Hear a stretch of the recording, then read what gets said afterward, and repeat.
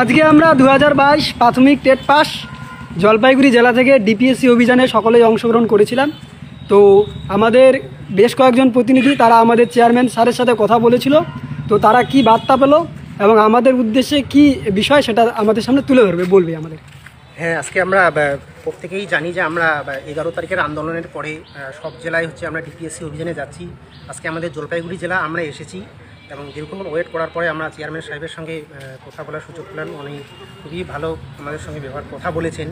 আর যেটা আপডেট আছে যে 11 তারিখে যে একটা বৃহৎ আন্দোলন হয়েছিল, সেই আন্দোলনের ফলে পরের দিন ওখান থেকে এখানে খবর আসে এবং এনারা ওভারনাইট কাজ করে এখান থেকে একটা ভ্যাকেন্সি পাঠান। ওখান থেকে রিপোর্ট অনুযায়ী এখানে আসে ভ্যাকেন্সি পাঠাতে হবে। এনারা ওভারনাইট রাত 8টা অবধি কাজ করে এখান থেকে ভ্যাকেন্সি পাঠিয়েছেন। ভ্যাকেন্সির সংখ্যাটা কত সেটা আমি অন ক্যামেরা বলছি না।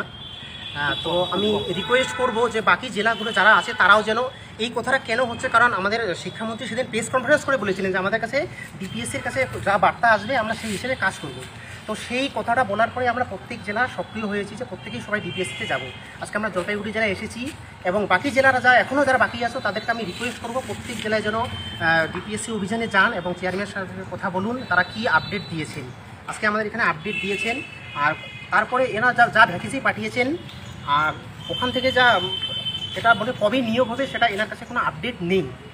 এনার যথেষ্ট ভ্যাকেন্সি এনার কাছে যা আছে সব পাঠিয়ে দিয়েছে, আর ওখান থেকে যা নিয়োগ করবে সেটা ওনাদের আছে। এইটুকুই বার্তা।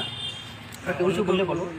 আমরা সেই রিপোর্টটাও দেখালাম যেখানে যে আছে প্রত্যেক 2215টা স্কুলে যে শিক্ষক শূন্য অথবা একজন হয়ে আছে, সেই রিপোর্টটাও আমরা স্যারকে দেখালাম।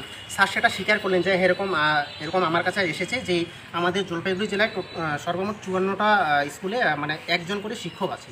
সেই বার্তাটা আমি স্যারকে দিলাম। স্যার সেটা অ্যাকসেপ্ট করলেন যে হ্যাঁ এরকম আছে, সেটা মেরামতের জন্য কাজ চলছে। 24 তারিখে আন্দোলনী পথ। হ্যাঁ, তো ডিপিএসসি অভিযানের কাজ তো সবাই করবে এবং সেটা হয়েও যাচ্ছে এবং আগামীতেও হবে। তো এবার মূল কথা হলো যে 24 তারিখে যে আন্দোলনের ডাক দিয়েছে, আমরা যে এত কিছু এই দীর্ঘ যে একটা পথ, ম্যারাথনের একটা পথ, এটা হচ্ছে 100 কিলোমিটার একটা ম্যারাথন, আমরা 90 কিলোমিটার কমপ্লিট করে ফেলেছি, আর একটু বাকি আছে। সেটা আন্দোলনের জন্যই হয়েছে, অন্য কিছুর জন্য হয়নি। এই আন্দোলন 11 তারিখের আন্দোলন যদি না হতো তাহলে ভ্যাকেন্সি পাঠানো হতো না। তো এই আন্দোলনের পূজার আগে লাস্ট একটা আন্দোলন 24 তারিখ আমরা উত্তরবঙ্গ থেকেও যথেষ্ট পরিমাণ চেষ্টা করব এবং পার্শ্ববর্তী জেলাগুলো তো সবাই আসবেই। এই আন্দোলনেই আমাদের প্রথম আন্দোলন দিয়েই আমরা শুরু হয়েছে, আন্দোলন দিয়েই শেষ হবে। তো 24 তারিখে আন্দোলনের যারা গেছে প্রত্যেকেই তো যাবে, যারা যায়নি কখনো এটাই শেষ সুযোগ। তাদেরকে রিকোয়েস্ট করবো যেন সবাই আন্দোলনে আসে। দক্ষিণবঙ্গের সবাইকে আসতে হবে। দক্ষিণবঙ্গের সবাই যাবে এবং উত্তরবঙ্গে যথেষ্ট পরিমাণ যাবে।